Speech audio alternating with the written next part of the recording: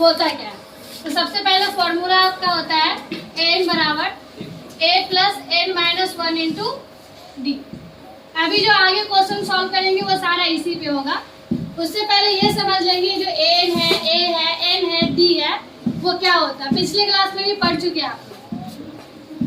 N या फिर इसे एल भी बोलते हैं, जिसे क्या बोला जाता है, अंतिम पद।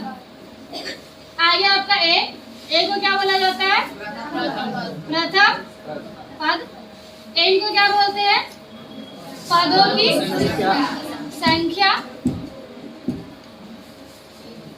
डी को क्या बोलते हैं, सार अंतर। अब यदि क्वेश्चन में दिया हो ए पता हो आपको, एन पता हो और डी पता हो, तो यहाँ से हम लोग क्या निकाल सकते हैं। ए जैसे क्वेश्चन ले लेते हैं, यदि ए इज इक्वल टू 2 है, डी इज इक्वल टू 5 है और एन इज इक्वल टू, मान लेते नंबर ऑफ पद टोटल कितना है, 4 है। और आपको यहाँ से निकालना है एन भी निकालना है, अंतिम पद भी निकालना है और एपी भी निकालना है कि एपी क्या होगा। तो एपी में टोटल कितने पद आएंगे, 4 पद आएंगे। तो सबसे पहले हम लोग एन निकाल लेते हैं।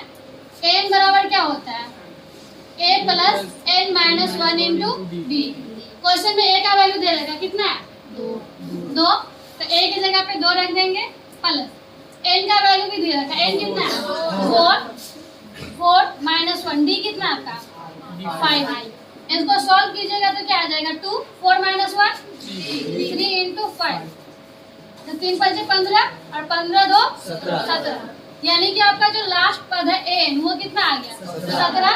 और जो शुरू का पद ए है वो कितना आ गया, 2। टोटल आपको एपी में कितना पद है, 4 पद है। और आपको क्या निकालना है, एपी। ये चारों पद कैसे निकालेंगे, तो आप लोग पढ़ चुके पीछे वाले क्लास में। ए प्लस डी, ए प्लस 2डी और ए प्लस 3डी।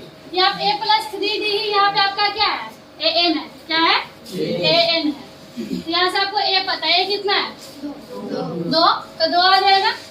यहाँ से भी निकाल सकते हैं, ए की वैल्यू 2 और डी की वैल्यू 5। तो 5 और 2 7।